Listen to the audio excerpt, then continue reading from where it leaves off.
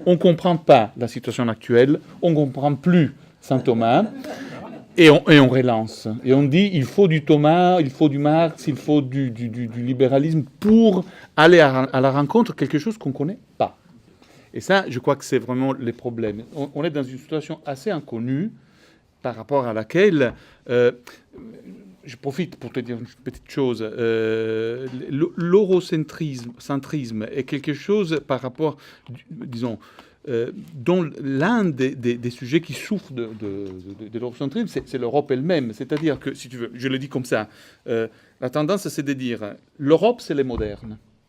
Et donc, si on veut être moderne, il faut être européen. Sauf que il y a beaucoup de raisons, disons, à l'intérieur de la pensée européenne pour dire que l'Europe n'a pas su être à la hauteur de la promesse du moderne.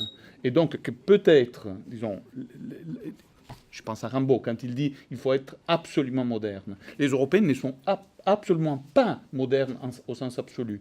Donc, évidemment, ce qui est en jeu dans cette situation où tout est inconnu, et donc c'est la question épistémologique est fondamentale. Les mots sont fondamentaux, mais parce que c'est les phénomènes nouveaux qui sont fondamentaux.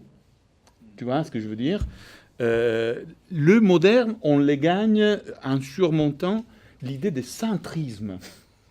Parce que c'est ça qui ne fait de l'Europe rien de moderne. Le fait qu'elle a voulu rester, disons, ancrée à l'idée qu'il y a un centre, une périphérie. Alors, il y a des poètes en France qui disent « Moi, je travaille pour que les centres de la périphérie n'existent plus », en poésie, mais peut-être aussi en politique. Et alors, la réforme monétaire, ça pourrait être aussi ça, c'est-à-dire une monnaie qui n'est à personne et une monnaie qui n'est plus même pas étatique, mais qui est régionale, qui est locale, qui voilà. Belle transition pour revenir à... Voilà.